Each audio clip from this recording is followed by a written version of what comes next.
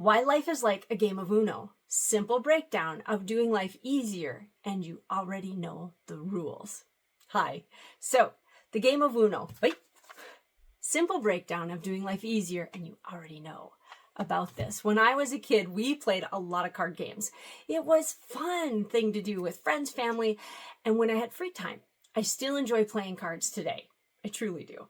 This weekend, I was introduced to a new game, and it was perfect for most ages and lots of fun. Reach out to me if you want to know the name of it. I don't want us to get off topic, so I'm staying on topic.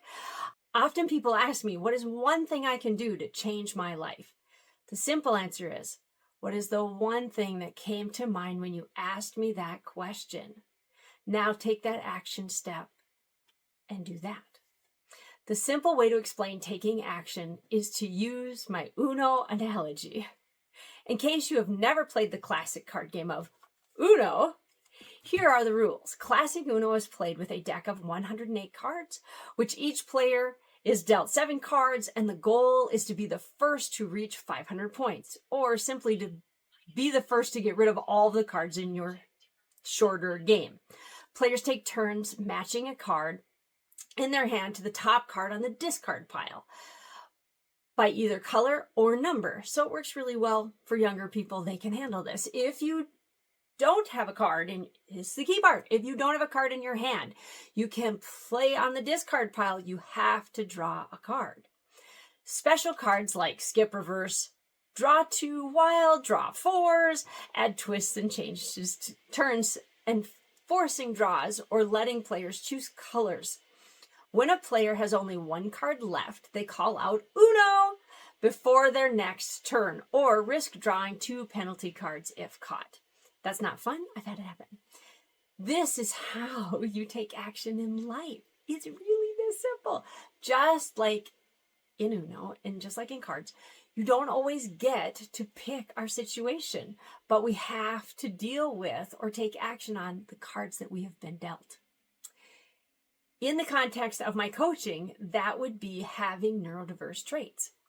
In the game of Uno, when it is our turn, we look at the cards we have and decide if there's anything that will move us forward or closer to winning the game, which means being out of all of our cards. In life, when it is your turn, do you do the same thing when dealing with a challenge or growth or problem solving or an adventure?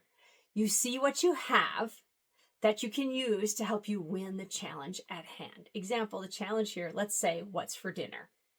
The option at hand, I have a fridge full of food, I have a freezer full of food, I have cupboards full of foods, I have a countertop that has some foods on it, I have a calendar.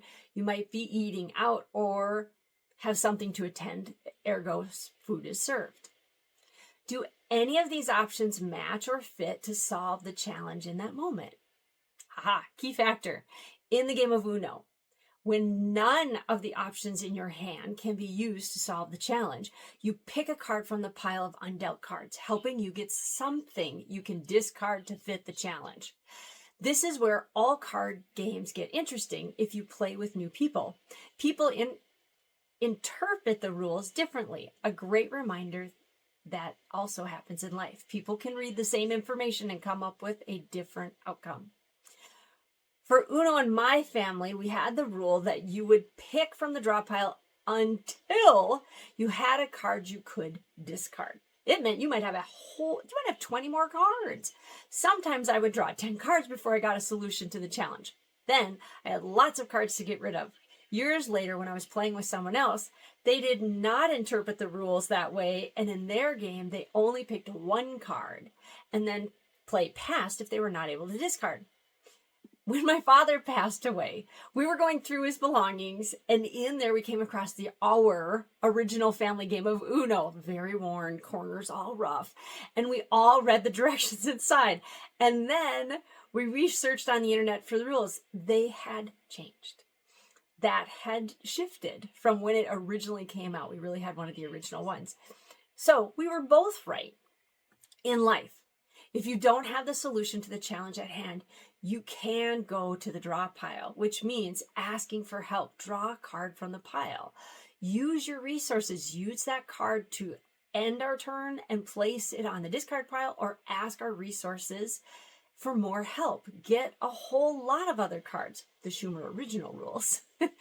If you played cards as a child, you were being taught the simple, easy rules of life. Now it is time to start to apply those rules that you already have. I told you this was easy and you already knew it. So notice that in the game of Uno, the game doesn't stop just because you don't have the right card. Notice everyone doesn't get up from the table and run away from the challenge at hand. And notice that there are always other options until the game ends. So back to our example. The challenge is what's for dinner. Options at hand: fridge, freezer, cupboards, counter, calendar. Might be going out that. Now, there's also order delivery. Go out to eat. Fast for the night. Phone a friend. Phone a bunch of friends and have a party. Have them potluck and bring over some food. In the game of Uno, sometimes when played with the current rules, you pick a card and that doesn't help. You place the card in the discard pile and the turn is done. The next people take a turn. Then, when it is your turn again, the challenge has changed and now you might have the right card in your hand to play. In life, the same is true. Just because you ask someone to help you get another tool, it might not solve the challenge right in that moment. You might have to wait for your turn to come back around. Sometimes we do just need to wait. Take a moment, take a beat, and allow the situation to adjust for us to better solve the challenge. So back to our example, our challenge of what's for dinner, right? Fridge, freezer, cupboards, counters, calendar. Then last time we added order delivery, go out to eat, fast for the night, phone a friend, have a party. Solution: you called friends and they were coming over for dinner and bringing food with them. The challenge will be solved when the people show up with the food. You will have to wait your turn to be part of the solution. How did we forget this? Our feelings and emotions like to make things harder than they really need to be. Sometimes to avoid, sometimes to feel more powerful, having overcome greater challenges. One of the ways that happens fastest is by having the mindset of, I have to do all of this all by myself.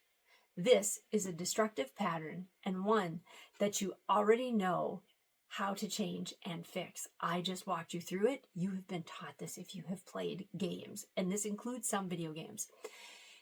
It's time to repurpose the skills you were given as a child when playing card games. Use the cards you have been dealt to the maximum, meaning use those neurodiverse traits. Find out all those strengths, apply them. Go to the draw pile when the cards you have are not able to complete the challenge at hand.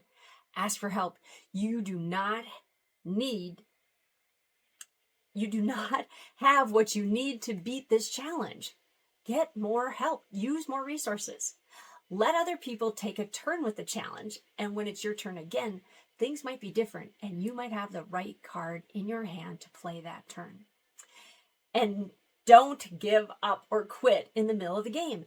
Have some faith, have some fun, and figure out what you are learning that you are going to use next time you play the game. See how simple that was to take action on a challenge? More than likely, you already have the tools to win in life. You just need to repurpose them and apply them to the everyday challenges you are having now. I would love to hear from you. What games did you play as a child and as a kid? And what life skills were they teaching you and you didn't even realize it? Thanks for joining me on this video. If you wanted to read through it, it's down in the article. Please take a moment, leave a comment, make sure to follow me because I have lots more upcoming to share with you. All the best in your life challenges. I'm JoyGenea, international neurodiversity coach and lover of card games. Thank you so much. Bye now.